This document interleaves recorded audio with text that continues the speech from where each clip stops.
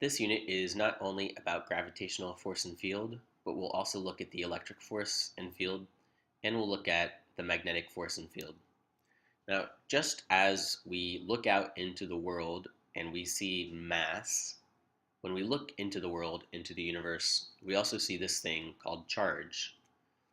Charge is given the variable little or big q, and it's measured in coulombs or in an elementary charge. The symbol for elementary charge is little e, and the elementary charge is simply the amount of charge on a single proton or a single electron. So here's an equation relating elementary charge to coulombs. You can see that one elementary charge is a very, very small fraction of a coulomb, right? A tiny, tiny fraction. So coulombs are much larger as charge goes. One coulomb is much larger than one elementary charge. Electrons carry negative charge. We say that their charge is negative. So the charge of an electron, Q electron, is negative E. And protons carry positive charge. So the charge of a proton is positive E. Charge is a scalar, and it adds together. So we can add, for example, the charge of a proton, and we can add with it Q electron, and that'll give 0.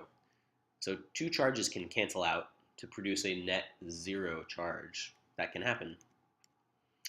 A property of charge is that it's not it is conserved. And here's a little proof showing why charge is conserved. Charge is derived from protons and electrons. Matter is conserved, but because protons and electrons are matter, protons and electrons are conserved.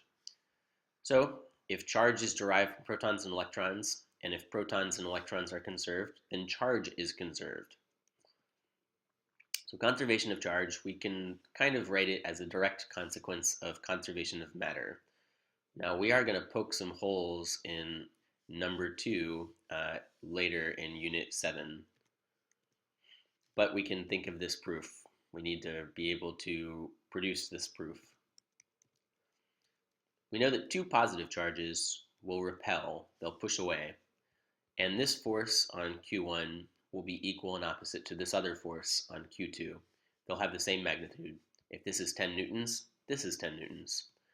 Two negative charges will also repel, and again, these two forces F will be equal and opposite. So if this is, let's say this is 30 newtons is the magnitude here. This force has a magnitude of 30 newtons. A negative charge and a positive charge attract each other. So each of these two charges here will pull in. They'll pull the other in. And this force here is equal, but just opposite direction as this force. The electric force between two charges can be expressed using this law. Now this is just a proportionality, but it says that the force is proportional to the product of the charges divided by the square of their separation distance. We can take this equation and turn it into take this proportionality, turn it into an equation by adding a constant of proportionality. And so in this equation, Q1 is the first point charge, Q2 is the second point charge. We assume Q1 and Q2 are point charges in this equation. R is the distance separating Q1 and Q2. Fe is the force felt by Q1 and Q2. And K is the constant of proportionality, which we sometimes call Coulomb's constant. And here's one way to express, well, here's what K equals. That's what K equals. Current is measured in amperes. Now, charge is measured in coulombs. We already studied current, but it's important to remember ampere is the fundamental unit, whereas the coulomb is a derived unit. The definition of the ampere is kind of confusing, but it refers to the force between parallel current-carrying wires or conductors. So imagine I have two wires like this. You can see they're parallel. And let's just pretend that they are infinite in length, right? Or they're just really, really, really long for our purposes. We send some current this way through the first wire, and then we send current that way through the second wire. Right? Well, as it turns out, we'll learn about this. Each of these two wires will feel a force of attraction. They'll be pulled inward. And the definition of the ampere, right, refers to this picture. It refers to this force between parallel current carrying conductors. And that's something we do need to know. You'll see a multiple choice question like this in our practice problems.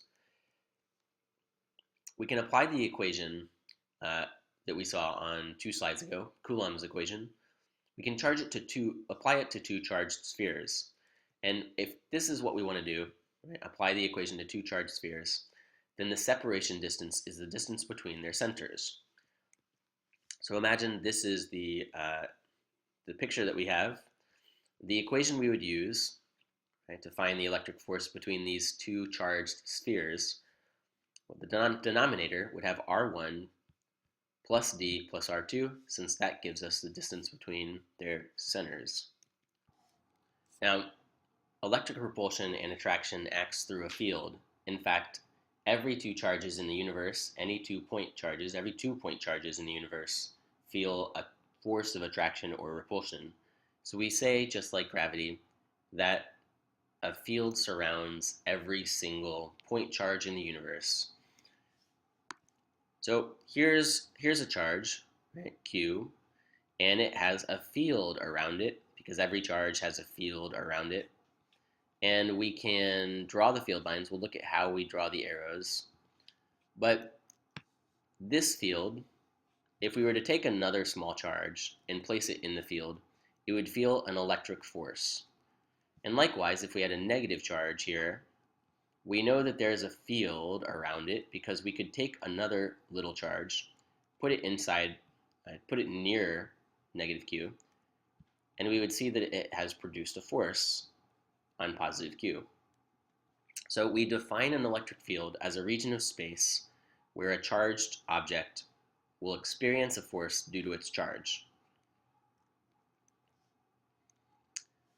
Now, the charge that produces the electric field is called the source charge, and sometimes I will call it big Q.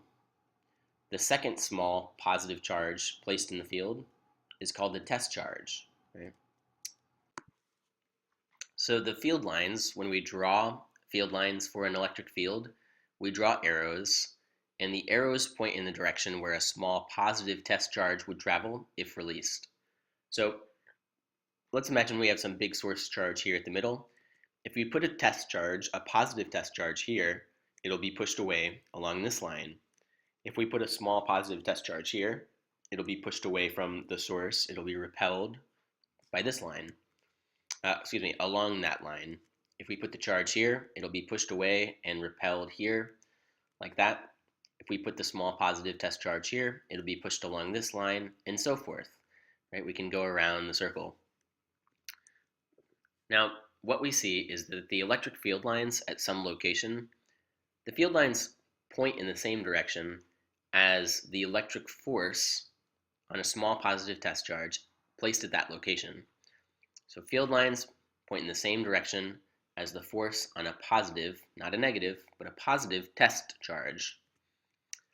These field lines, they travel all the way out to infinity. So even though I don't draw them moving off the page, we could imagine that they extend off the page and they keep going to infinity because the electric field goes out to infinity. Right? The electric field of each source charge or each point charge extends to infinity across the universe. At locations where the field lines are closer, right? So if we are over here, we have closer field lines and a stronger E field.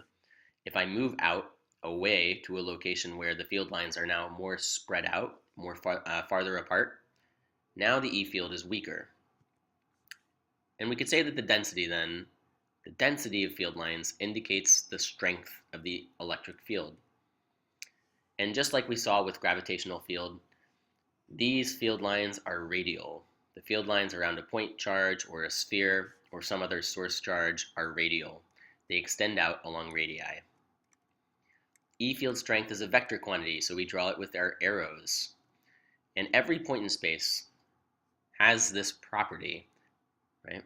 Every point in space has an electric field strength. And that electric field strength could be calculated like this, whenever we're dealing with the source charge, big Q. So this is the equation when we are dealing only with the source charge. Okay. So imagine we have some source charge of 7 coulombs, and at this point P, we are separated 2 meters from the center. We could calculate the electric field strength at point P. K, we could leave as K for now. You plug in the charge on top, plug in R squared on bottom, and this would be our equation. So what we see is that whenever we're dealing with a source charge, the magnitude of the electric field strength depends on the size of the source charge, because if I increase this up to 10 or 15, I would now have a larger value of E because I've increased the numerator. And it depends on R, right? How far the point P is from the center of the source charge. If I increase this R, if I move my point P away, I increase R, I increase the denominator, and I reduce E. The units for E we could see are newtons per coulomb, right? Newtons per coulomb, and we'll see why that is later. So let's say we want to find the direction of the E field strength at this point P. Here's what you do. Imagine putting a small positive test charge at the point P. This positive test charge would be attracted to the negative source. So it would feel an inward force like that. If the force points down and to the left like this, then the E field strength points in the same direction. So that's our rule. The direction of the E field strength at some point P is the same as the direction of the electric force on a positive test charge placed at the point. So if we had this point, put a positive test charge there, it would be attracted to the negative source and it would get pulled in to the right. So if the force points to the right, then the E field strength is to the right. At this point, we can put a positive test charge there and it'll be attracted in and up like this. Therefore, the E field strength is in the same direction. If we move farther away from the source, we will have a smaller electric field strength because we've increased the denominator R squared. Right? So if we put a small positive test charge at this farther point, it'll still be pulled to the right, but the arrow will be smaller because the magnitude is smaller the farther out we go. And we can fill this entire space around the source charge. We could fill that whole space with these vectors. At every point, we could place a vector representing the E field strength at the point. And if we did it, it would look like this. We call this a vector field because this is an electric field made up of E field strength vectors. So this is our second example of a vector field. Now, we know that E field strength is K times big Q over R squared. So imagine I have a negative source charge and a positive test charge. The positive test charge will feel a force of attraction F toward the source, and that force will be equal to this. If we compare these two equations, we see that the only difference is Q sub test in the right side. The right sides are the same except for this. So if we take both sides at the bottom and we multiply both sides of this equation by 1 over Q of the test charge, then Q of test cancels out and it leaves us with this. Now we could take this equation and notice that the right side is the same as the right side up here, and Q over R squared times K is equal to E. So we have actually just stumbled upon the definition of electric field strength. We define electric field strength as F, the force on a small positive test charge, divided by the test charge.